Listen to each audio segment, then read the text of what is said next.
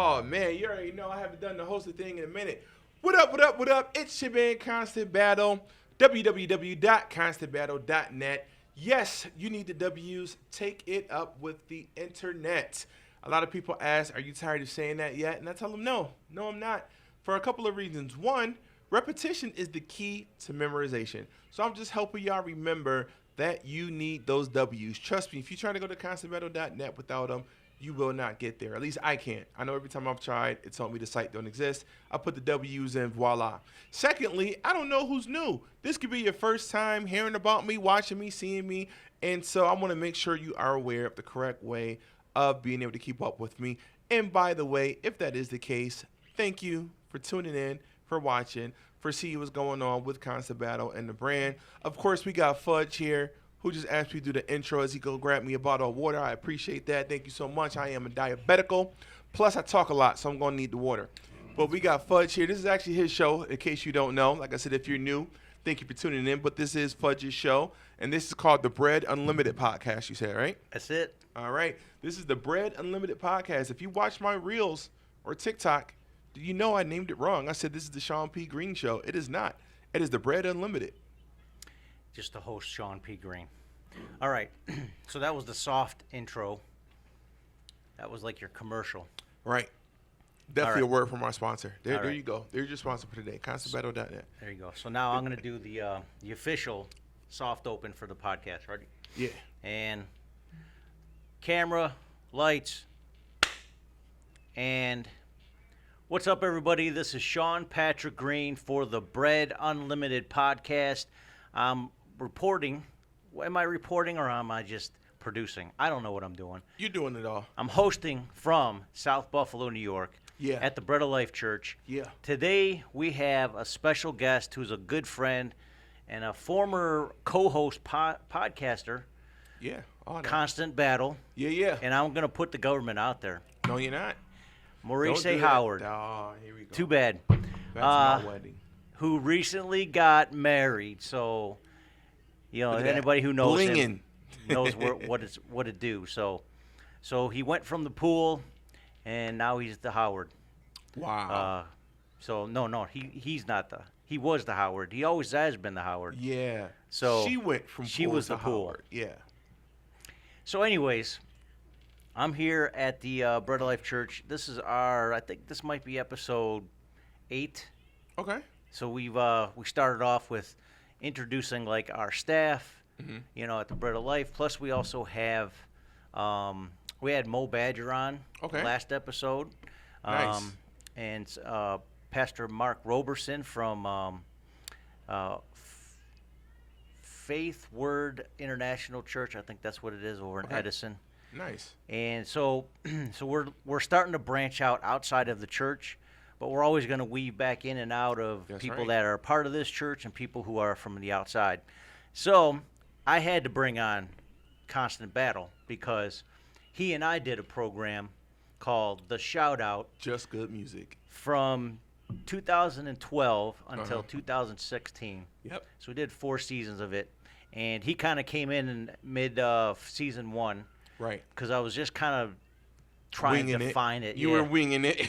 Well, initially I started that in 2012 with Toccoa's internet station, Star Radio. Yeah. And it was a daily show at first. Okay. So I was producing it every day, and they were launching it at noon, and it was just a whole lot. It was just too much. And I just decided to do it weekly, and then I just figured I was pretty boring by myself. You know, I'm sure a lot of other people would agree. So I had to consider, you know, I need a co-host, and I don't know why I picked you, but it was the perfect fit in my opinion. It was probably because, you know, I talk a lot, and you talk a lot. And True. now it's 2 people who could feed off each other. And, you know, I had a little bit of radio experience because, you know, I did a couple of shows with a DJ here in Buffalo, or former DJ. Is he retired? I don't know what's going on with him. Anyway. I don't either. But I did a couple of shows with him, so you know I had the experience. You know I talk. You know we could feed off each other. And like you said, we're already friends, so, you know, it works. It did. It worked out well. And I think the first time I met you, probably 2010, when I first got here, within 6 months of landing back in Buffalo. I met you somewhere at some event, and then you were actually at my event. Were you at the one in April 2011? Maybe yes. not. I don't know. I think so. Okay, yeah, I think you were there, Yeah. possibly Maine, and my brother and one of his friends, Jay Hu, Mm-hmm. and then Zadok and I believe Mo Badger. I don't even remember who it was that I was don't with remember him. who was all there. Yeah. So it was basically 6 performers Uh-huh. plus I think 1 DJ, Yep. myself as the host, performing to 3 teenagers. Yeah. So that was show number 1, and that was called Fifth Fridays at the Bread, which Yep. we did here at this At church, the bread. and that was the very first one. So I just said, we got to do something for the youth, But that entertain thing it. grew, man. Like that was. I honestly wish you were still doing it. Me though. too. Like it. I mean, start it back up. Planning, we're thinking about it. Okay. A lot of factors involved, but Yeah, I know how that go. I just think we were at the height in Buffalo of performing arts for the hip hop side of things. Yeah. Everybody was just It vibing. definitely grew and- there at that. Yeah. Yeah. Yeah, it was kind of like in the beginning stages of going from there to national, international status for all the artists. So, I mean, including Mo Badger, he was Yeah. doing stuff for a while, but now, big time star now. Yeah. Right. Great, and I joked with him. I says, you know what? Even though you're a little shorter than me, I says you're like my big brother, and I look up to you Wow. because he's done so much, Yeah. and he still does a The lot. acting, the singing, the Listen, the everything. he's a father Yes. and a husband. Yep. Plus, he's a part of his ministry, At the church. Bethesda. At Bethesda. and then he's doing all kinds of other things with entertainment now. Television appearances, Amazing Race. Yeah. So, shout out to Mo Badger. Thanks for coming on the show. Now, he's a Buffalo cop. Yep. That was mentioned. So check out that episode. I believe it was episode 7. So if you get a chance, and we're gonna have others. I was supposed to have Tehran, and he canceled on me. Oh, coming so up I'm soon. I'm just a backup, huh? I'm just No, a you were replacement, huh? ahead of him Oh, okay. in schedule. He Gotcha. was supposed to be here Next week. later today. okay. We're pre-recording all these. Got you. Nothing's live. So, all right. So now let's get back to just you. Okay. You, when I first met you, we had good conversations before we even started doing podcasts, Right. and I just, I just knew right away. Here's one of the smarter people in this town. If not, I'm not saying the smartest. I didn't know everybody, Uh-huh. but probably one of the smartest people I knew in this town that understood as an artist what the music industry is all about. Right. Because I studied it in a literal sense. Like I went to school for music business. I went to Villa Maria for a year. And Villa then Maria is here in It's here in Buffalo. Buffalo. Yeah. Yeah. I mean, technically Cheektowaga, but it's here in Buffalo. Yeah, yeah. And then I went to California and went to Musicians Institute. Didn't graduate, but I went and I felt like I was able to obtain the knowledge that I wanted. So even though I didn't get, I always said, even though I didn't get the piece of paper, I didn't have to pay for the piece of paper. I still got the knowledge I wanted, and so I was able to bring that back here and start implementing it and even sharing it with others, Right, or right. those who chose to take heed to it. Because some Sure. people, it's in. Yeah, some people are, oh, I know, I don't need to know, or you don't have to, you can't Right. tell me, and Exactly. yeah, there's always pride involved with stuff like that. Exactly. Especially if someone feels like they're at the same level or even maybe a little farther than you in, say, popularity or status, Sure, yeah, but they don't know the business side. You're like, yo, especially because you're growing, Yeah. you need to be doing X, Y, Z. And they're like, what can you tell me? Like, Yeah, I'm yeah. bigger than you. Or I'm better. Like you said, the ego gets in it. Like, all right, cool. You don't want to do it. That's on you. Now, I don't consider myself an expert in music and all that stuff, but I worked in radio years before, and I understood radio promotion because I did that for quite a while. So I understood the ins and outs of what the radio stations look for, what program directors and music directors look for radio, and also licensing, publishing, you name it. You understand that, but some people might not. Yeah. So a lot of people, and then also graphic presentation was terrible. Music production was terrible. Even though they might have had some of the skills, Uh-huh. you could do a live show and it sounds okay.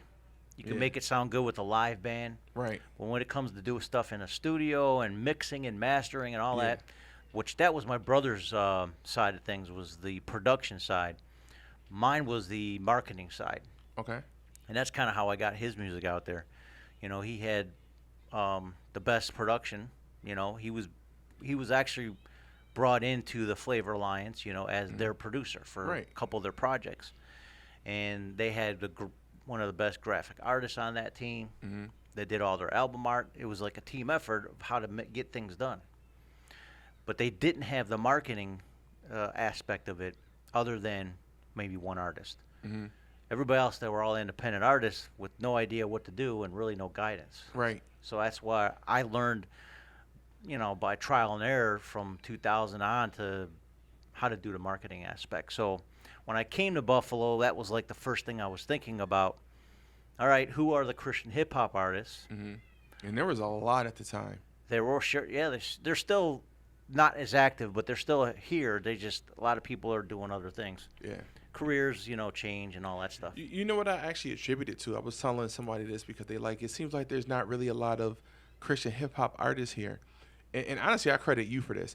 I say that there's a lot of Christian hip hop artists here.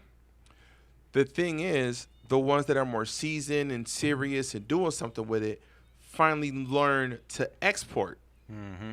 Because one of the biggest problems, and one of the major things you fixed, there was a lot of importing here to Buffalo. Mm-hmm. People were bringing in artists, but nobody was going out of. A couple people were. You know, I traveled a little bit with a former team, and there were some people traveling a little bit, but there was no real export of artists. Where now, you know, when you look at the scene and who's here now, it's more like people that. So when you first came back, it was the artists in Buffalo. Where today it's the artists from Buffalo. Yeah. Big difference between the artist in Buffalo Yes. to the artist from Buffalo. Right. Right? And so what it is we may have went, and I say we 'cause obviously I'm an artist from Buffalo, we may have went a little too hard, and there's not a lot of people left that's nurturing the younger artists that's up and coming now. Yeah. So now they're left, and they kind of feel like they're doing it on their own. That's why I try to support, you know, like Jason Graham just did the Reach the Unreached Fest.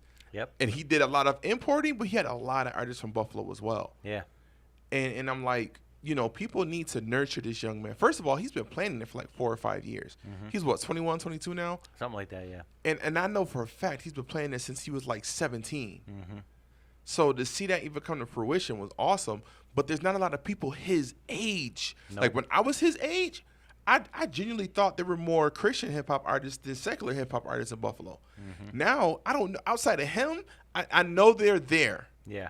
but I can't name them because I don't know who they are. Sleeper cells. Exactly. Yeah. Well, again, it takes. I'm not bragging on myself, but it takes a person like myself to be a part of the system. You got the artists, you got the producers, you got the graphic designers, you got the Right. people that want to make an event, but you don't have people who are trained marketers. Right. That's what we're talking about. Marketing and promotion is it's- still lacking. It's for- all to be about honest. how to market yourself, and there could be a core person here and there that does promotions and makes events, and then a core group of people that are marketing product from here Yeah. outside, but nobody wants to spend the money, or they just don't have the money to spend on Right. marketing, and which is understandable. So that means you have to be expert on marketing for Yes. yourself. Right. So And when you're doing it free and organically, it's a lot more work. it sure is. It's more rewarding, Yeah. but it's more work. Listen, it was hard for me to market myself even Yeah. as a radio promoter, but also as a radio personality, because it was a kind of dual role for me. Yeah. You know, I was not only the guy calling the radio stations asking if you can spin this record, but I was also the guy that was, hey, do you got a spot for a show? Yeah. You know what I Yeah. mean? So I was kind of like marketing myself in conjunction with the artists. So the Flavor Radio Network concept is what was merging the two together. Yeah. And so branding that and not necessarily like the Fudge Radio Network or Right, something, right, that right. it wouldn't have worked out. Flavor Radio was the best way to merge all of that. So let's get back to you though. Okay. All right, you're born and raised here. Born and raised here. Family from outside of the area originally, or like Originally, I mean, so my grandparents, Mm-hmm. my grandfather was from Little Rock, Arkansas. Mm. My grandmother was from Memphis, Tennessee. Mm. Her first husband died before she met my grandfather, so she had a family down there already. Mm-hmm. So I do have family in Memphis that essentially stemmed from my grandmother and her first husband. They had kids, blah blah blah. So I got an aunt who had a family, and so I have family in Memphis. Don't know them well, but I have family in Memphis. Sure. When she met my grandfather, they moved to Buffalo before they had my mom, Mm-hmm. and my mom was the only one that they had together. So, like, as far as up here in New York State, because my grandparents are unfortunately passed on, it's just me and my mom. Wow. Everybody else is down south. I don't even know my grandfather's side of the family. I know he's from Little Rock, but I don't know what family he had down there. Nothing. So now, father-wise, Yeah, do you have a recollection? not at all. No. Nope, and that's because my mom don't, unfortunately. And it happens. We know how it was, Sure. especially in that time period when I was born in the 80s. I'll say that much anyway. Unfortunately, it was a rise in single mothers and not necessarily Yeah. knowing who the father is and blah blah blah. She thought she knew. She genuinely thought she knew. I met the man she thought was my father. Gotcha. He wasn't my father though. So Okay. yeah, don't know nothing about my father's side. Interesting. Yeah. Sorry to hear that. I mean, I don't think I ever got into that question with you before. I don't think so either. No. Yeah. I mean, That's I the think first. we were just goofy and Yeah. picking yeah. on Maine most of our shows. So he was a good distraction from reality. So, whereas my father and mother, they married after conception. I was born. They got divorced within 2.5 years. I was Oh, wow. from that point. Came back together when I was 7. Nice.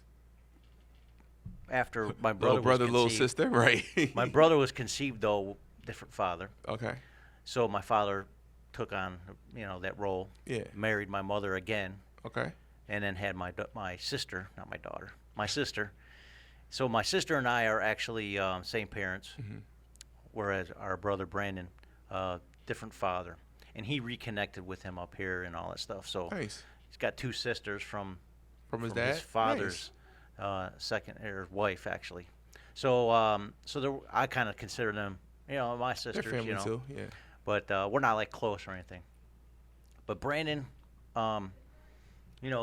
for a long time, he took it pretty hard when my father broke it to him. Oh, he didn't know. Not until his like late 20s. Yeah. That's when he found out. Yeah. Wow. Yeah. So it was So like, wait. So how old was he when your parents got back together? How old was Brandon? well, he was born, and I was 7. So like I said, my father and mother came back together when I was 7. Yeah.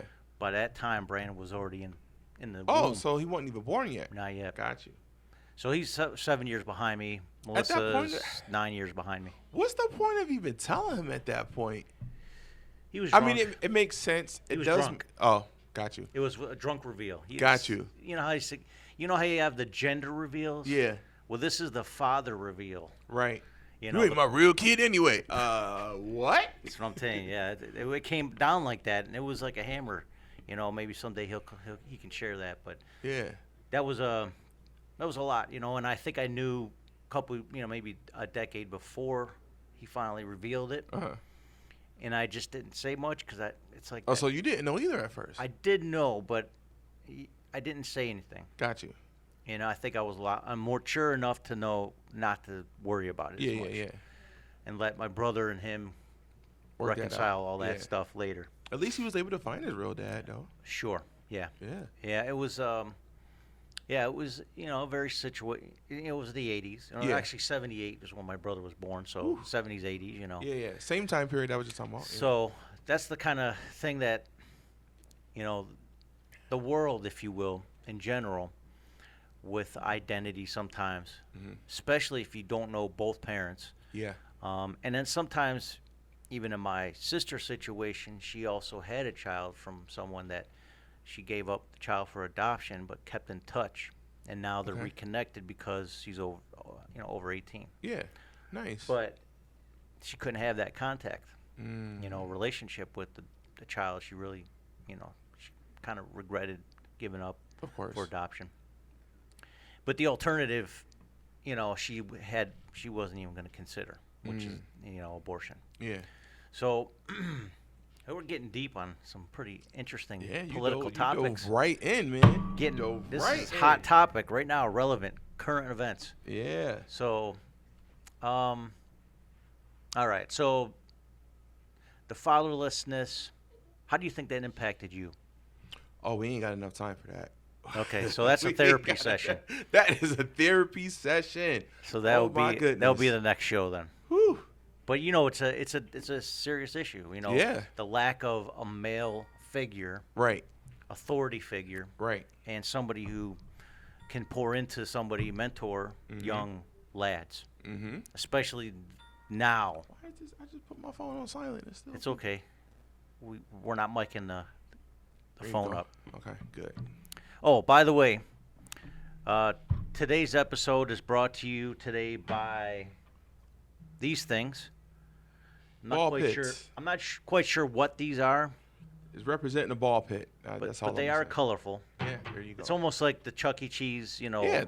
That's what I'm saying. The ball pit. Yeah, the ball pit.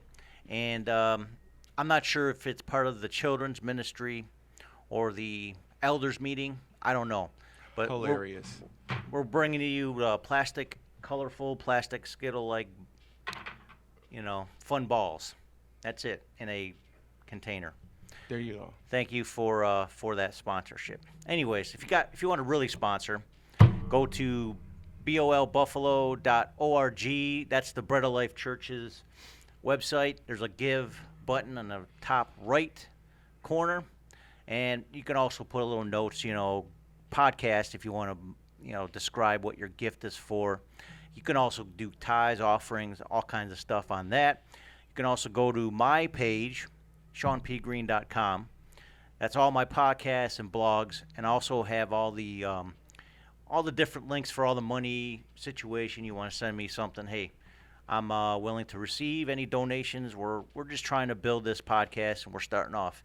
Again, this is episode 8, and once again, Constant Battle. Our special guest is MAH. Your initials for your government? Why? Yeah. Why?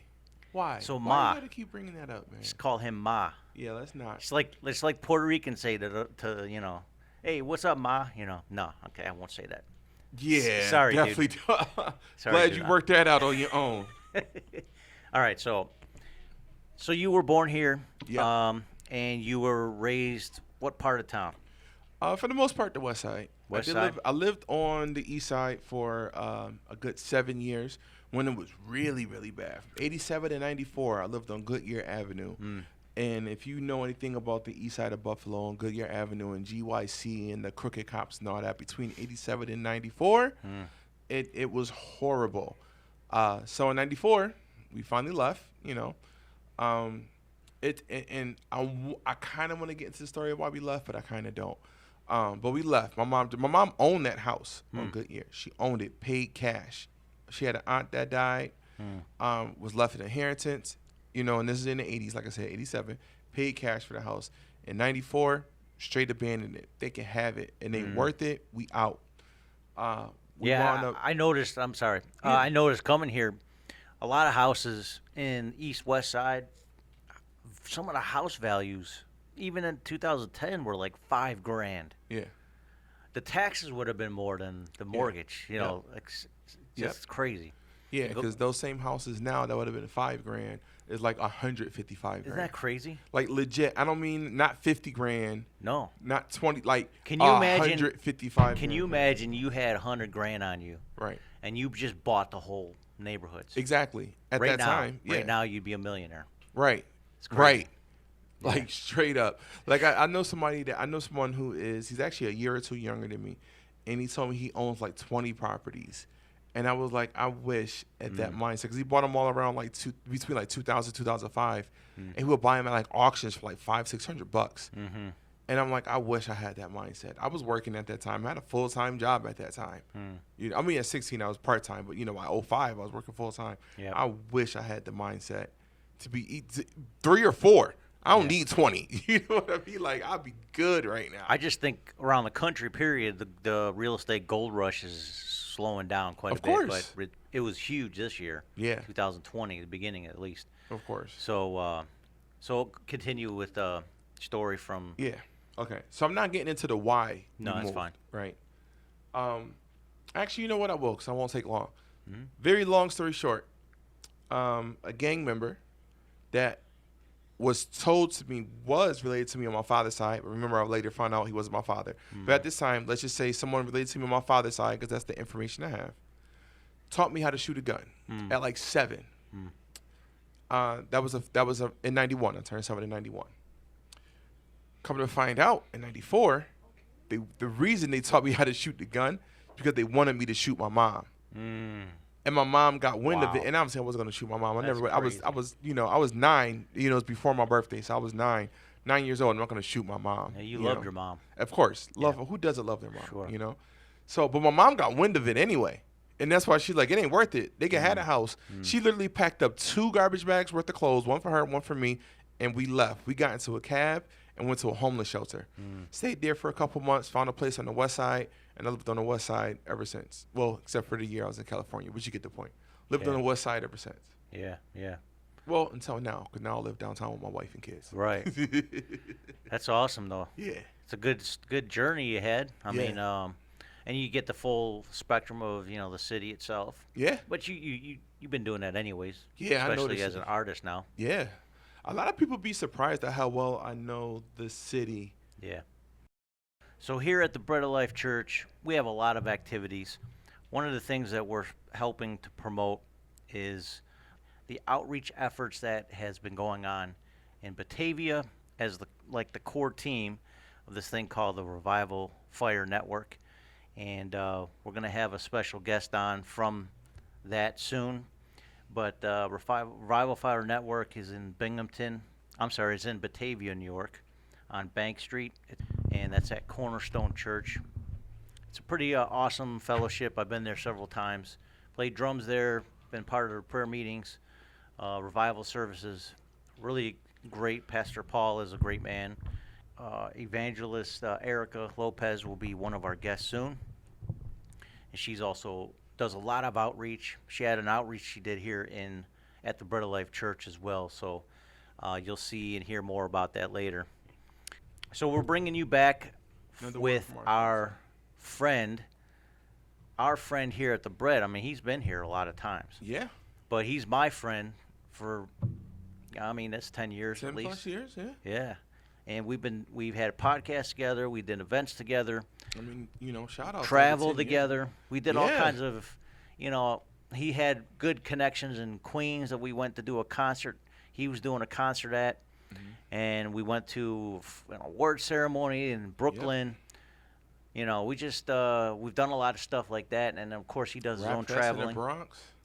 Rap Fest. Rosemary Family House. Oh man, That's true. You did go there, didn't you? Yeah. I forgot about that. Yeah. We went So to in the Rosemary Bronx Family and House. Throgs Neck, we There you go. went to Rosemary, Mariah's mother's family's Puerto Ricans. Yeah.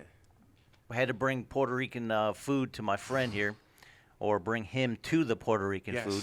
And it was awesome. Little Dominican influence as well. So I had to give him some of that. And, Yeah. I mean, listen, New York City in general. Yeah. What's the name of that It's- church too we went to? I don't even remember. The hip hop church. Oh, that was I know who you're talking about. It was an Yeah. Assembly of God affiliate at one point. Yeah. Richie Righteous was the rapper. But they had like And- a DJ and everything, like for worship service. Oh, what's the name of it? I'm connected with them on Facebook too. Yeah, I know. Oh, what's the name of that church? It's in Jamaica, Queens. I can't remember the Yeah. name of it. But anyways, Okay. Yeah. Richie Righteous is his rap name. Richard Ishmael is his pastor's real name. So yeah, we've done a lot. No. I'm not talking about Richie Bryce's church. I'm talking about Ephraim Church. Oh, Pastor Ephraim. Yeah, I mean, we did Brother go to Richie E Bryce's church Brother as well. E was one of the originators of Rap Fest. Yeah. And then him and Bert Boca Chica, they were a rap team as well. Yeah. That they're co-founders of that. Yeah, I forgot the name of that too, and I think they were on Treesdale, if I'm not mistaken, or somewhere around there. It's out there. So he was in the Bronx, and we Yeah. went and visited them too. I forgot about Yeah. that. Fonz Carter was with us. Fonz Carter was with us. All right, Yeah. I remember that. I think Rosemary too. Yep. Rosemary and Mariah we were all hanging out. Very cool. Wow, we have more adventures that I've Then you remember. already forgot about. I see. Remember the time we stopped at Rochester to pick up Brian Little going to Kingdom That's Choice right. Awards? Yeah, Yeah. that was fun. We had a good Yeah. time. Brian Little is a filmmaker up in Rochester, and he did he does a lot of projects. But he started to do a documentary that I told him I want to finish for him. But it was Making Jesus Famous. You know, I was upset that never came out. he's just so busy. He's got one project coming up and goes to the next one, and it's like, editing is just the only problem. I hear you. So I told him we're gonna fix that. Word. Fix it in post very soon. I feel like if anything, that should be reshot, or at least show like an updated, because a lot of people he interviewed. Well, I lost aren't 50 in- pounds. So I mean, I've lost 100. it's true, yeah. Like, no, literally, I know. since we filmed it, I've lost 100 pounds. the two of us combined lost a whole person. Right. Basically. At least a mid-sized male. You yeah. know? So that's interesting. That we got a lot of memories. Man. A lot of memories. And it's all ministry minded. It wasn't know. even, All of it. it wasn't even just family, but it was ministry. It's everything we were doing. It was just good times, just promoting the gospel and networking with like-minded, Christian artists and producers and directors and just all kinds of fun stuff. Yep. You haven't done Flavor Fest yet, though, have you, in Tampa? I have not done Flavor Fest You got to yet. put that on your bucket list, I will especially put it for on your my team. bucket list. Yeah. because that's it's an ideal place to be. I will bring it up to the label. You got to you do know? it. Yeah. Who's your label now? Oh, you didn't know? I don't know nothing. Oh, yeah, I'm with Serious People Music.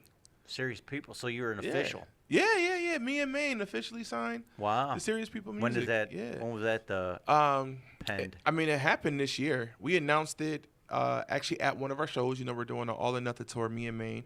Put together the whole tour ourselves. We paid for the venues, the DJs, the hosts, the artists. Like, every artist is getting paid. So we're paying for everything out of pocket. It was supposed to be 4 of us, so it wound up being just me and Maine. So that's making it a little harder, but God's is making it happen, And so one of our tour stops was All or Nothing tour. All or Nothing tour, yep. Okay. Based on Revelation 3, 15, and 16. And so we was at one of our tour stops in Waterbury, Connecticut. And Serious Voice was an artist on that particular show. And Mr. C actually wound up being a guest DJ because our resident DJ, which is DJ Issachar, National Davis, couldn't make it because he had to go to his daughter's baby shower for his first grandkid. So, of course, he couldn't miss that. So, Mr. C and Serious wound up being there, and we may as well announce it. We had already penned the contract. We signed some months earlier, but we figured we all going to be together. Let's make the official announcement. So we made the announcement back on April 29th, April 30th, one of the two. April 30th is when it was out in Waterbury, Connecticut. So, yeah. Wow. But, they're good people, too. Yeah, I didn't know it was an official announcement. Yep. I don't know how I missed that. I mean, know, I've been right? preoccupied with my own thoughts lately. Right. Yeah, I see you got another 48-hour film fest coming up. I Yeah. saw that And yesterday or today. Dummy me, I mean, not saying dummy me. Yeah. It's kind of like a combination of being a dum-dum and jumping into something that's above me. You know what I mean? Right, like, I always like to challenge myself. What's challenging about this is, number one, it's a new team Okay. that I'd be kind of producing, directing. But it's going to be a benefit because I'll have more people who are skilled in the crew side of things. Okay. Whereas last year, I was the whole crew. Yeah. You and Lights, Alan. camera, sound, editing, Yeah. casting, and I didn't do all the writing. That was the only thing I didn't do. I had 3 people that worked on the writing and, finalized it before the morning of Saturday, and then 15 people were actors, Wow. 1 crew member. Yeah. So I had to recruit some of them to, hey, you hold this Yeah. boom pole, Yeah, you do yeah. this, you press that button. I had Right, to kind of right. get them involved a little bit because Yeah. it was driving me crazy. Of course. And then another person also helping on a little bit of the editing. So it was too much. Mm-hmm. And I realized, if I'm going to get into it, I got to be around people who are crew. So I joined this filmmaking member like fellowship Uh-huh. that it's the oldest meeting or what's the group or whatever Mm-hmm. in the United States, Oh, wow. the longest running. And Okay. it started in 1934 right here in Buffalo. Wow. Yeah. Wow. That's how long ago. We're coming up 100 years almost for this organization. And so I decided to jump in and just be a member Mm-hmm. last year. And some people I've already knew before, but I've met new people that are part of this group. And they're just filmmakers that meet once a month, and they screen a couple of short films. They do their own short film competition. They do, various projects around Western New York, and some even travel outside to do film projects for various tasks. And I figured, well, hey, this is great. These are all crew people. Maybe Yeah. somebody can help me for Help my you out. team. Yeah. So the problem is that the person directing it right now, who normally would have done the team lead for this Buffalo 48 for them, Mm-hmm. because they had their team last several years too, he can't make it. Another person that's a leader couldn't make it. And they were like, well, we don't have anybody that can step it up. And I'm like, deep down inside, I'm like, no. But at the same time, I'm like, I'm staring around, looking around. I'm looking at who we got. Yeah. It's like nobody wants to be the leader. They're just here because they like filmmaking. Wow. And they like being a part of the process. puzzle pieces. Yeah. They got crew experience, writing experience, all this stuff, some acting. But they don't want to lead none of it. They just want to be a part of it. They want to Yeah. be in it. They Because want they to know do how it. much work it is.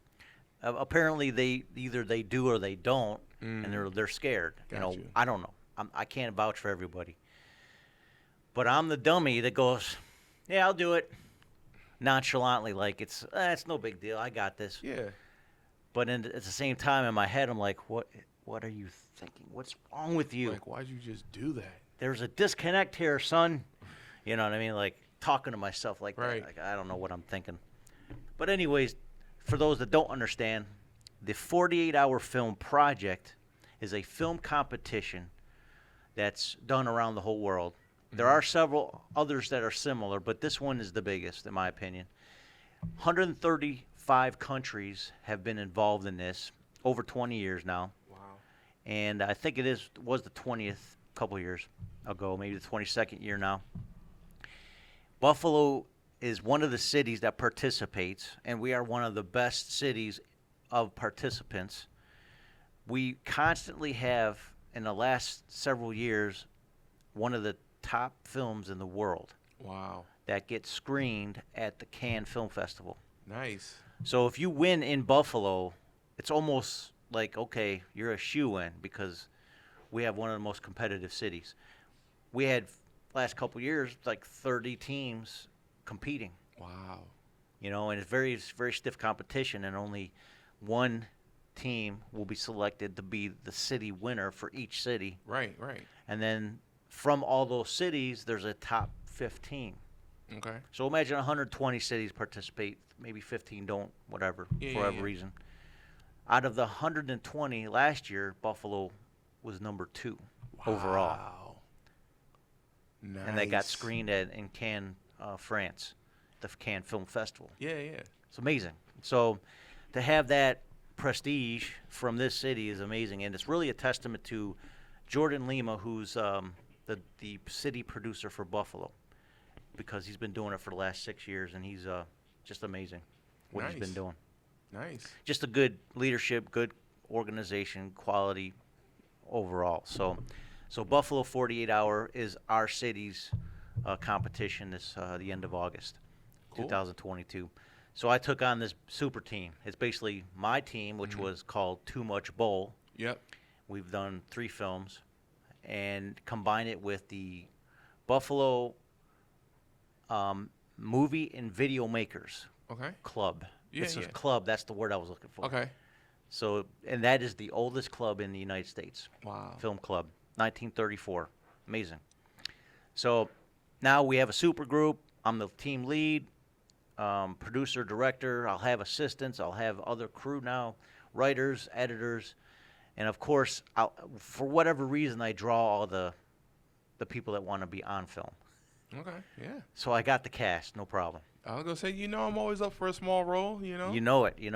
Well, you've been in at least 2 of mine. I was right? in one. one for sure. One, yeah. Yeah. The one we did that you were in was the Christian Worldview Film Festival. Yeah. That's out of, well, it's actually the Kendrick brothers are partnered with the people that organize it. Okay. And the Kendrick brothers produced The War Room and Courageous and all that Okay. stuff. Yeah. So their film festival's coming up in August in Albany, Georgia, big first weekend of August, which probably this might be airing during that time. I'm not even sure Okay. by that time. But anyways, that's their film festival, Christian Worldview, and then mine.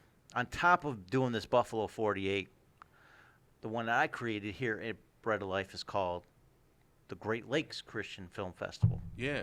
And that's 2 weeks after the Buffalo 48. So now you understand where my mind's at. Like, Oof.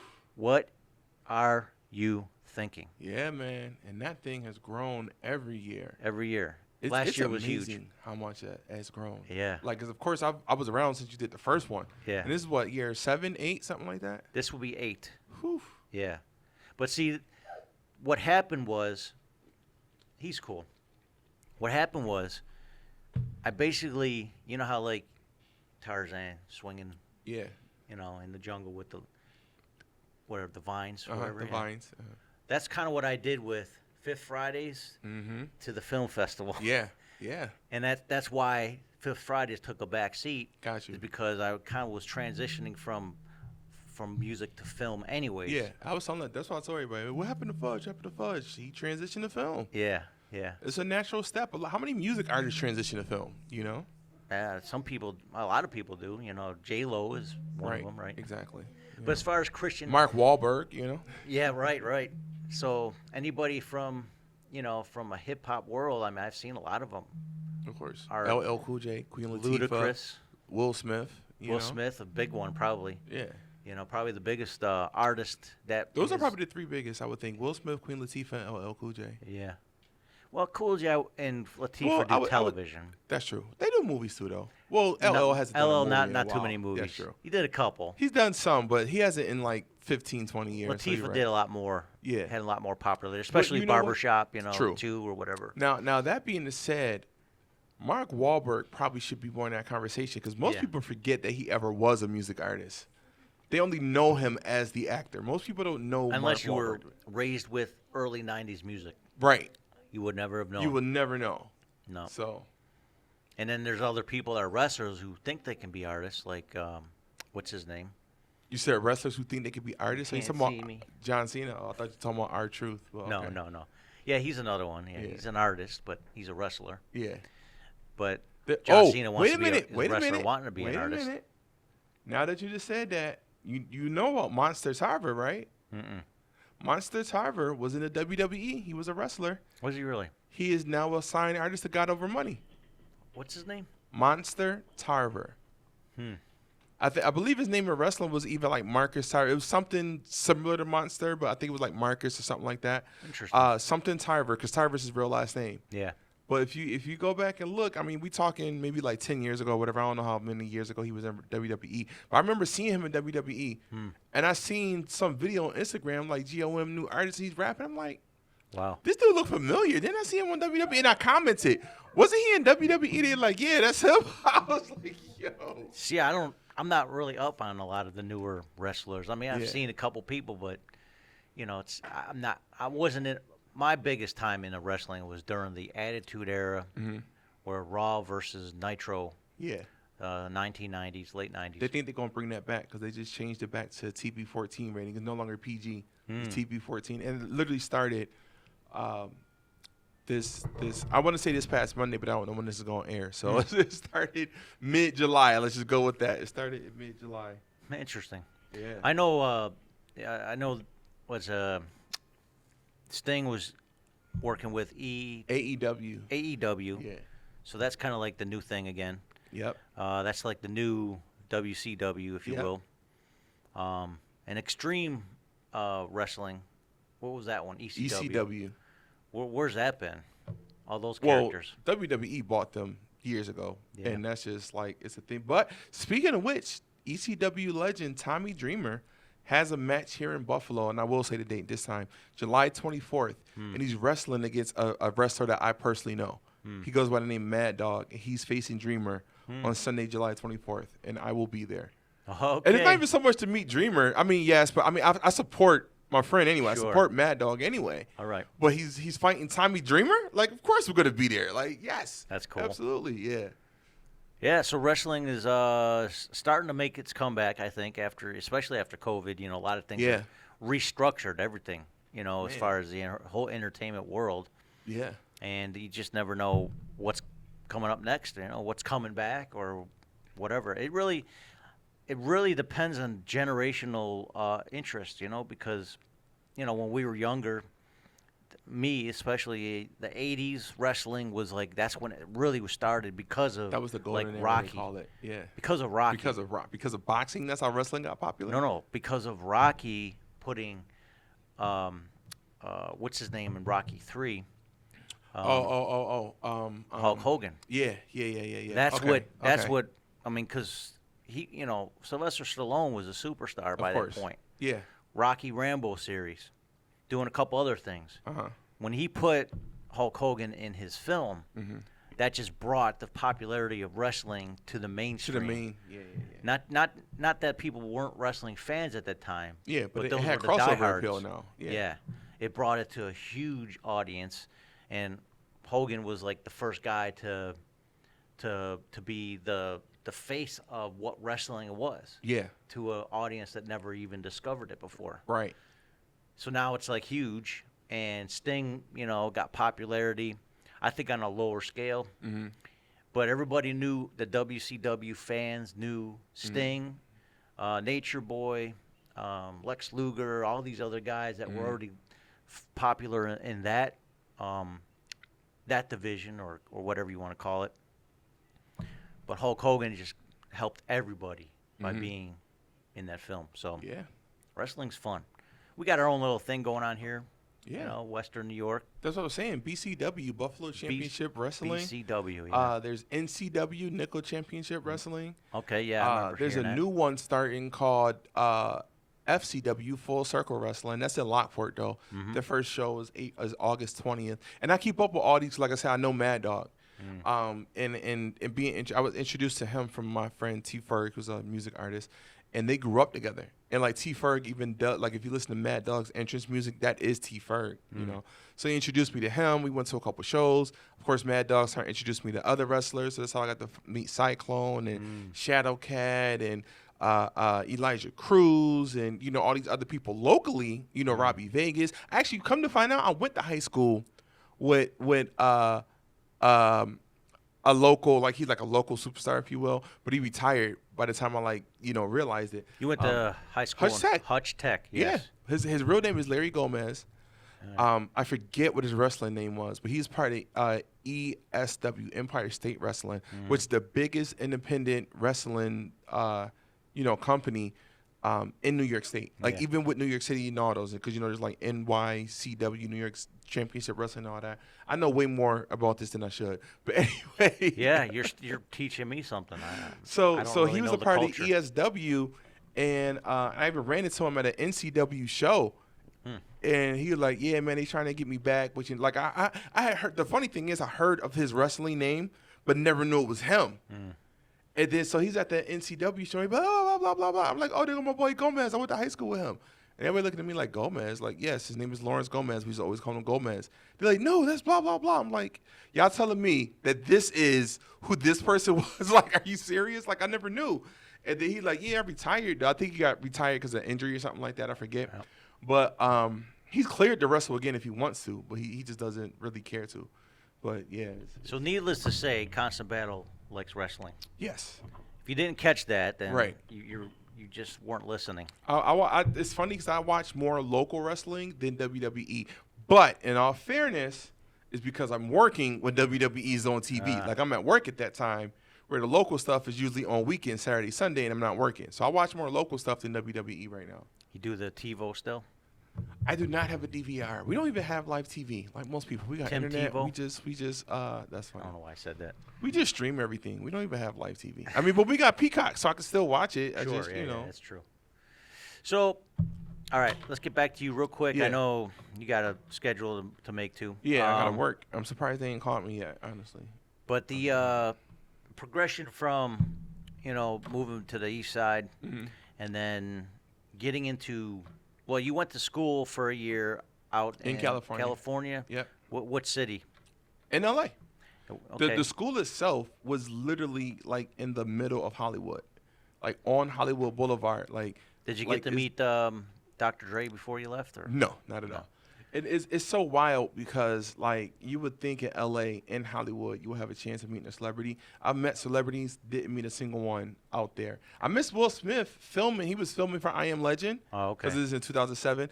They said I missed it by about 30 minutes. They had just finished cleaning. You know the scene where the store got robbed and the dude was trying to say 911. I literally went to the store about 30 minutes after they had cleared from production. I missed it by 30 minutes.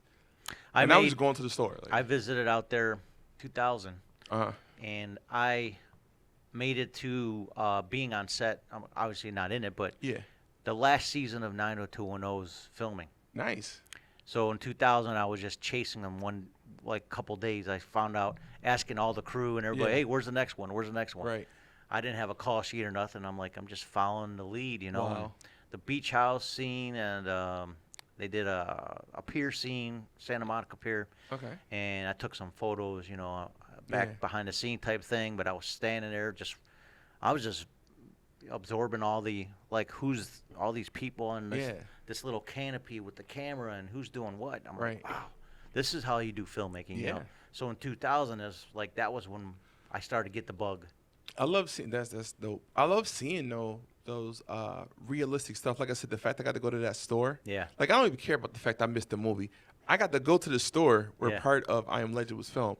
My first or second day out there, I ate at the restaurant where they filmed Happy Days because it's still open. It's a regular restaurant. They film for the show there, but it's a diner. Is it Al's? I forget the name of it. It was 2007. Okay. But it's a real diner though. Yeah. And I got to eat there, like my That's first, cool. second day in Hollywood. I got to go to the Chinese theater on like a touring type basis, not like I was there. Yeah, I got to see, where they have Jimmy Kimmel Live and all that. Like, I got to, see the Walk of Fame and all this stuff. You know what I'm saying? Like, I got to really be there, and it was really cool.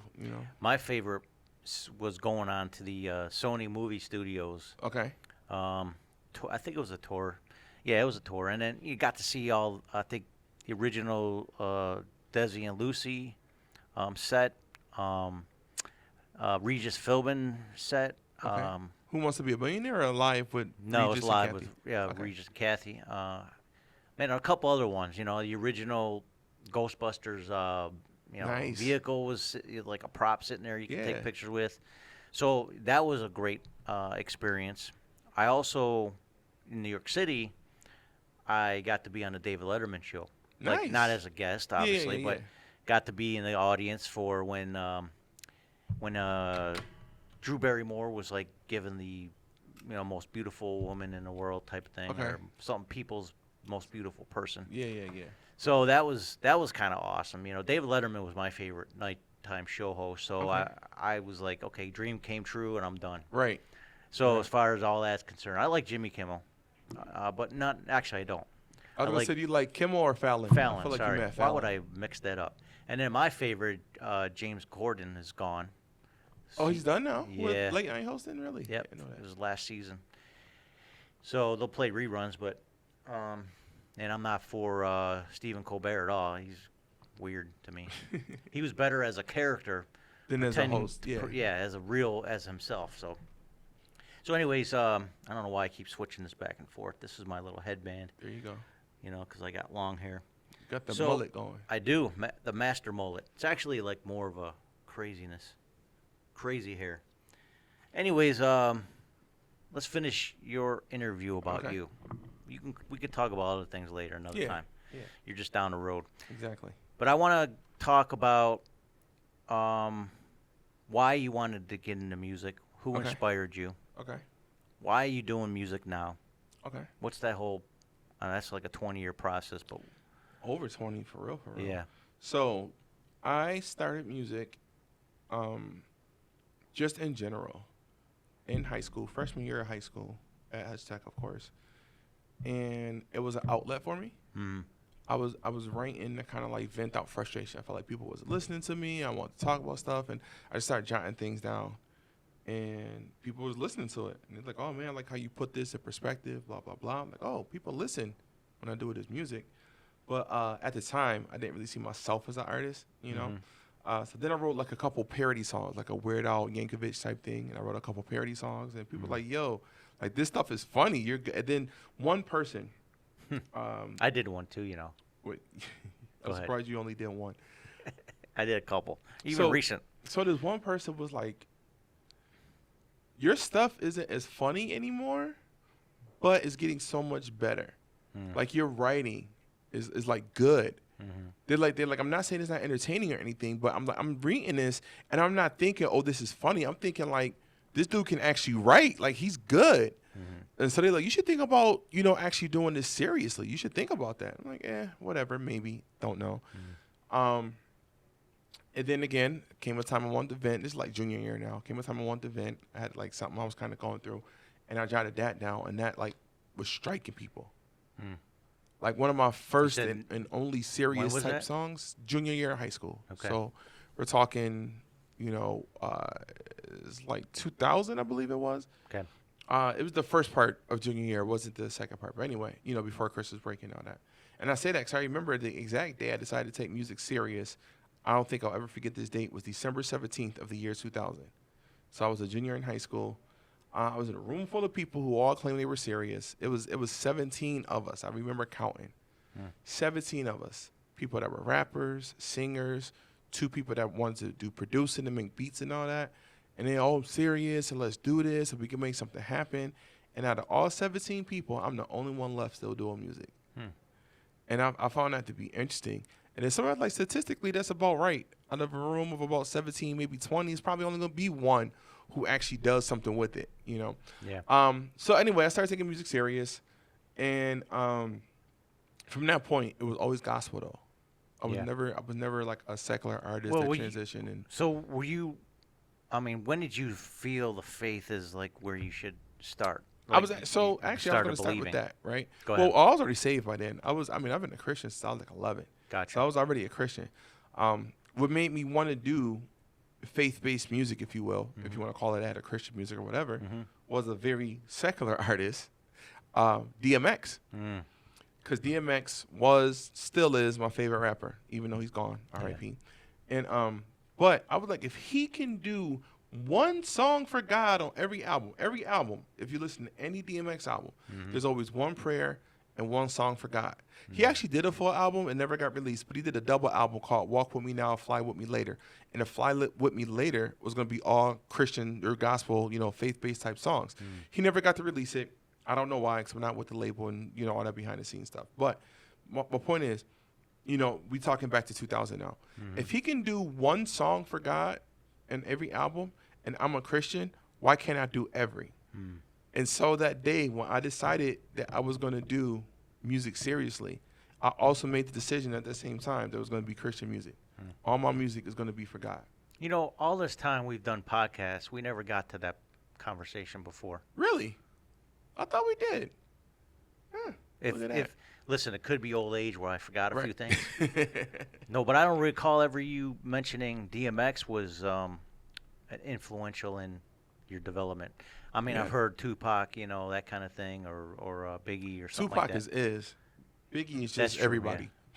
Right. Like, who doesn't take from Big, So DMX, Lord Give Me a Sign is probably the biggest, most popular that he did, yeah. faith-based, Yeah. track that he ever did. And I love that song even to this day. It's a solid beat. I mean, it helps because it was a single. None of it. That was his only Yeah. faith-based song that was an actual single from one of his albums, so that helped. Exactly. Yeah, they pushed it. And Yeah. during that time too, there's a lot of people. Even Mary Mary got some popularity. Kurt Yeah. Franklin got some crossover appeal. Right. Who else? Trying to think. At that time, we talking 2006. Well, even DC Talk had a little bit of Yeah. crossover appeal from the Christian side, Right. but Kanye West was doing a couple Yep. faith-based Because tracks. Jesus Walks was around that time. It Yep. was like a year or two before that. So yeah. So secular and gospel, or whatever you want to call it, Yep. kind of crossed over into each other a little bit. hmm So interesting. Even 50 Cent did God Give Me Style, God Give Me Grace. So Mm. 50 was on that train. A lot of people at Yeah. that time. Well, the funny thing is, everybody wants to be true to the street side of things, but Mhm. sometimes that's just marketing. Yep. But sometimes, Most times that's marketing. Let's be Yeah. honest. We know better. some people aren't that hard, and Right. whatever you want to call it, aren't really that street. They just want to brag about what Man. the streets are going on, but they're watching it Yeah. from their window panes. I be quoting. It's an artist named B.O.B. from Atlanta. He has a song. Mm. And he says, and I be quoting it all the time. He said, "Y'all so gangster on the street, but be so nice on Ellen." Like, you know what I'm saying? Like Interesting. it's marketing. Y'all not really this gangster, you know? I mean, people who understand the business or into business, they know.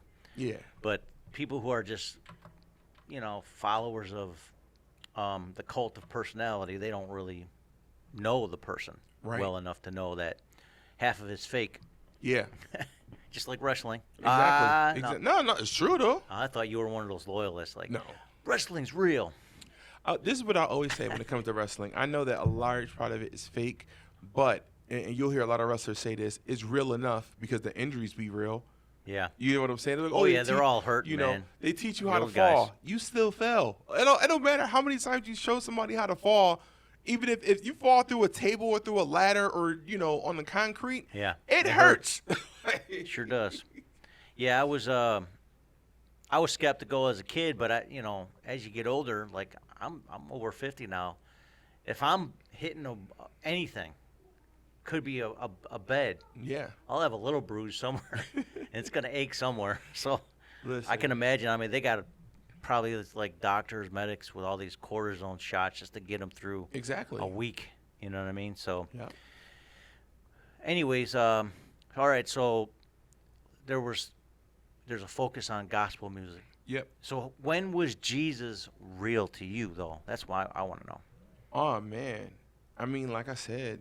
I mean, back sir, when I you was could be a kid. you be a kid and all that. I understand that, but I mean, there was a deeper relationship you'll have with God that usually happens more in an adult scenario. Mine actually was as a kid. Okay. Um, And what was that? it was older than 11 though. It Well- was around. So what was that to get? What So- impact got you to that point? Man, you are trying to go I'm deep. deep Yes. into stories that I can only summarize right now because we don't have time for it. Summarize. So I'm going to summarize. I'm gonna make it as quick as possible because I gotta get ready. I got my kids with me. Yeah, I yeah. gotta feed them and I gotta go to work. Right. Yep. So I'm gonna try to make this quick. Go ahead. Again, long story short as possible. My mom was dating a guy Mm. whose ex-wife was not over him. Mm. Okay. This ex-wife caused a lot of drama for us because my mom was dating her ex-husband. She feels like that's still her husband, whatever, right? So she called CPS and my school repeatedly. It kept telling them that my mom and this guy was doing drugs in front of me. Mind you, unfortunately, they were on drugs, but they never did it in front of me. But she told CPS at my school they were doing drugs in front of me, abusing me physically and sexually abusing me. I was getting called and pulled out of class so much it being questioned that I even started to doubt and like, wait, is this true? Am I in denial? Am Like, I in denial? are you Is this blacking it happening? out? And yeah, but it wasn't true. It never happened.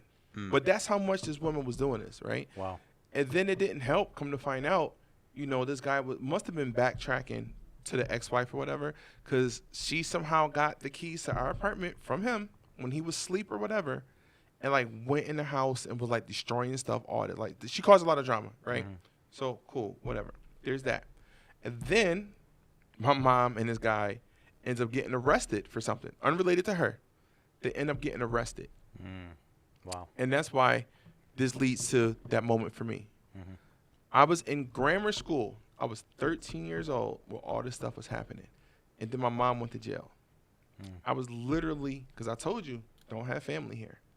I was on my own. Going to school like nothing happened. I wound up getting a job that was, under the table because I'm 13, can't pay taxes, right? I was going to school. I was going to work. And I still somehow, was making sure I was going to youth services on, Fridays and stuff. And it was like during that time, and I said a prayer. And, I knew God was with me, and he carried me through that. Because too many people outside of watching this probably know this. Not too many people, I should say, right? Not too many people knew this. Like I said, I was living on my own at 13 for a short period of time. My mom was in jail. I was going to grammar school, not even high school, going to work, on crazy. days I'm not doing stuff with the church. Wow. I'm by myself. And then somehow the school got wind of it. I think that probably was leading back to the ex-wife. The school got wind of it. And then they called CPS. And then they came to me. I was in school, and they pulled me out of class again. And they was like, we found out you've been living on your own because your mom is in jail. We know this is happening, that is happening. They was like, you have a couple choices. We know you have an aunt down in Memphis. You can call her, see if she'll take you in. We'll send you to Memphis. When your mom's got out of jail, we'll do whatever we got to do to send you back. If there's somebody here in Buffalo you can trust, friend or whatever, we'll let you stay with them, or you're going into the system. And they said the only reason we even give you these options is because you already been doing all this stuff on your own. Like, you're 13, but you're handling. Competent. Yeah. So being that you're competent. So being that you are, that's why we're even giving you the choice. Yeah. Wow. Right away, I ruled out going to live with my aunt, which come to find out was a good thing. My aunt told me later in life. I was grown at this point. But me and my aunt talked about that situation. And I remember saying to her, I immediately ruled out going to stay with you because I felt like you wouldn't let me come back to my mom. And without hesitation, she said, you're absolutely right. If you'd have came down here, you would have never went back to Got Buffalo. locked in Memphis. Right. And I always feel like things happen for a reason. If I'd have been in Memphis, I would not be married with 2 kids right now. Who would I do a podcast with? I wouldn't be, literally would not be sitting here having this conversation with you. That's right. So we wound up finding a friend who's supposed to be a friend of my mom's, who took me in, and I had to start staying with them. I couldn't stay on my own anymore. And even like I said, they were supposedly a friend. He wasn't as good of a friend as they said, And so through that whole situation is when I was like, God is really keeping me through all of this. Wow. And so, I found out at 13. That's why I tell, a lot of people will tell you, especially then, like, I was very mature for my age. Like, I act, like, not even joking. My wife would tell you, I act way more immature now than I ever did as a kid or a teenager. You're making up for the lost time. immaturity. Yeah. Because I didn't have a chance to be a kid and a teenager back then, Like, Which is why I think it made it more fun to have you as a co-host. Probably. I mean, I was kind of dry humor. Yeah. You know what I mean? Kind of like matter-of-factly, and then you and Maine just brought some comedy to it. So, and I loved People it. I always say love that. that energy. People always like, oh, you and Maine bring comedy. It's like me I and love Maine. the energy, man. Me and Maine be serious. But you guys went through some serious stuff. So Yeah. this is your outlet. Right. I got a Right. hair in my I see. win. So, yeah, man. Now I'll let loose. I say all the time, I'm a Looney Tune now. That's awesome. So you got a new project? a new single coming out. I am working on a project, but I'm not talking about it too much. I'm not nearly as You're done with working it. on something. Yeah, but there is a new under single. Serious Music, right? Serious People Music. Yes. Serious People Music. And then so it's Constant Battle in Maine. It started off as I was gonna do the song anyway, and I asked Maine to be a part of it anyway. yeah. And then the whole deal coming up with Serious People Music, and they were like, let's do a single deal, and then we'll see where it goes from there. And and I'm like, great, we already got a single we working on. How many projects have you done so far? With them, this is the first one. No, before this. Oh, before that? Hold on, I'm sorry, dead air. I'm sorry. Roughly. 8, 9. Okay. 8 to 9. Good enough. Yeah. And I know we're going to feed you in a second here. Next time, Right. you gotta tell me you had people, I would have had pizza or something here. Well, he's allergic to dairy, so I hope not. Okay, okay. But Cheeseless I pizza. called you though. You didn't answer the first time I called you. I was probably taking a shower. Probably. I didn't want to, smell Yeah. you out of this joint. That makes sense. I appreciate that. But yeah, I called. Let me make sure we still good to meet up with Fudge. You didn't answer, and I was like, oh, Oh, by the way, Fudge is my nickname in the Christian hip hop world or Yes. music scene. oh, should I be saying Fudge or should I be saying So, Sean? no, whatever you're Oh, normal. okay. That's fine. Mo was call me Fudge too. So Fudge is my nickname, and but for those who are confused, Sean Patrick Green, aka Fudge. Gotcha. All right. So how do we get a hold of you? I'm pretty sure people are tired of hearing me say this, but No. you can go to my website, www.constantbattle.net. Yes, you need the W's. Take it up with the internet. But yes, you can do there. My social media is at Constant Battle One. That's Facebook, Instagram, Twitter, TikTok. YouTube, I believe it's just youtube.com/ConstantBattle1. You said TikTok also. Yeah. Yeah, I'm trying to get into the TikToks, as these kids say, I'm a little IG. older, so I'm trying though. Twitter. I'm honestly most active on Instagram though, because that's where I get the most engagement. Yeah. If So- you ever get a chance, go on his Facebook or his Instagram. He does a live on Mondays and Mondays and Fridays, yeah. at 10 a.m. and conflicted with my podcast, so I couldn't have Right. him on, which was the Sean P. Green Show. Got you. But now we're doing this, the Bread Unlimited podcast for, who knows, this is season 1. Here you go. And it's been very successful, and we got some very interesting people even on deck, Nice. to come up. But anyways, I want to thank you. We're running out of time only because of him, but Right. this is one of those interviews that can go 3 hours too if we allowed Yeah. it. Yeah, if I didn't have to work today, please, we'll be here till my wife got off of work. I mean, it's If I didn't have to, like I said, I have to work. It's not like my wife working out. I said, if I didn't have to work today. So. Well, this is it's average though. We're about 100, not 100 and not 100. An hour and 15 is roughly. About 75 minutes. Okay. Yeah, You gonna roughly. edit it, chop it down. We'll when they cut it see down it, a little bit. I try to keep it close to an hour or less, Yeah. but it's hard with good segments, Yeah. But with you stepping out and all that stuff, I'll probably cut a little bit of that out. Please. No big deal. But once See, again, I keep looking for them now. Like, where they at? he's got his entourage he's got to tend to. But once again, Right. we're brought to you today by these things. And if you figured out what these are, you let me know. Then I'll know how to And he might send you $1. give the thank you note for the sponsorship. There you go. So we're trying to figure out is the children's ministry or the elders meeting where this comes from. I don't know. But once again, I'm the host, producer of the Bread Unlimited podcast. This is Sean Patrick Green. Once again, you go to SeanPGreen.com. That's my website for all the things that I do. All the social media, everything's right there. If you want to donate through me directly, I got all my PayPal, Venmo, Cash App, all that stuff right there. So go ahead and donate there if you can. If you want to donate directly for the production of this podcast as well, you can go to bolbuffalo.org. That's the church's website. There's a give box up in the top right-hand corner. You click that. You make a little note saying, hey, I want to donate to the podcast. And it's going to help, add some production value to just the whole media department in general. It's really kind of our fundraiser. Word. Apart from that, it's really about our special guest that we bring in. And Constant Battle is a good friend, and he's got a great testimony. There's more to him. Eventually we're going to make him cry. But that will be the next time we have him on. I don't know about that. Yeah. Bad enough I cried at the wedding. Yeah, we'll see. We'll see, man. So, by the way, which is the last part, I forgot to let's segue to that. T. Ferg, he mentioned. Yeah. He's a local artist here in Buffalo. I mean, I'm sure he does other things. I don't know. Uh-huh. But T. Ferg was at the same table I was at as a guest to his wedding. And our table ended up being the party table. We ended up being the dance floor Yeah. aficionados. I think that's I believe somebody got you and his brother T-Man dance battle. Yes. They broke into a whole dance battle at the end of the wedding. it was so funny. And then I actually, because I had medication in me, and it's all legal, I had my knee while I was dancing at one point give out, and I fell backwards.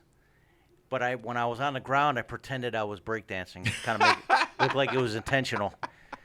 But it was so fun. I mean, I had a great time at your wedding, you know. And I think, to me, it's an honor, or it's a desire that people enjoy your wedding. Yeah. And the reception. Absolutely. So I missed the wedding. Yeah. Yeah, you I'm walked in, we were sorry. doing the photos. I'm sorry I missed the ceremony. Yeah. I'm on fudge time, you know, Uh-huh. which is not CP time or It's worse. CB time, which I used to think he was saying. Fudge time is a lot worse. I'm usually always late, so it's terrible. I gotta correct that. But man, I had a great time at your wedding. I was, and I'm so happy for you. Thank you. Amber seems like a wonderful woman, She is. and I know she's gonna have it her way though. I'm pretty Whew. sure. Man, I know it. I leading already up know to it. That wedding, man. I know. She did it good, and she had everything to a T. It was Yep. beautiful. The DJ was great. The guests were great. Yeah. And Pastor Steve Foreman, who he conducted the Yes. ceremony, Yep. he was darker than I've ever seen him. Hilarious. I says, who is this dark man? Hilarious. I've never seen him that tan before. Yeah, of course. Standing in the sun. Yeah. So he's like he looks like Vin Diesel, and he's got kind of like olive skin, but he never was that dark in my every time I ever seen him before. So it's so funny. So, but yeah, the Foremans were great people. They were there, and Josh Cook was there. Yep. But He man, also missed the ceremony. He got there later than you. yeah. But listen, there was no table better than ours. I believe it. The two Fergs, we had Wowo and Roro and myself, and we had 3 other people. Yep. We were just having a blast. Yeah. And who's that young lady again? What's her name? Forgot her name. Next to T. Ferg. I want to say you're probably talking about Isis or No. Zanetta. Zanetta, thank you. Yeah. Yes, Zanetta was there. She was also having a blast with us. Yeah, she and was. Just everybody at our table. We were just having a good time, and that's what it's for. You know, Yeah. we don't want to have weddings where people don't have a good time. Exactly. But like me, I always take it to the extreme, and I get carried away. It's just my personality. When I hear a beat or I see people having fun, I want to have fun. Right. Exactly. And I usually don't care what happens around me. So, anyways, constantbattle.net. If you Don't want to forget check the out W's. www.constantbattle.net for all the Yeah. information to get all the details for this young man, all his good stuff. You got to support him because now he's supporting a bigger household. Yeah. So keep it locked. This is Sean P. Green, It's your man, Constant Battle. and this is the Bread Unlimited podcast right here, Bread of Life Church. Thank you for watching. Keep it locked.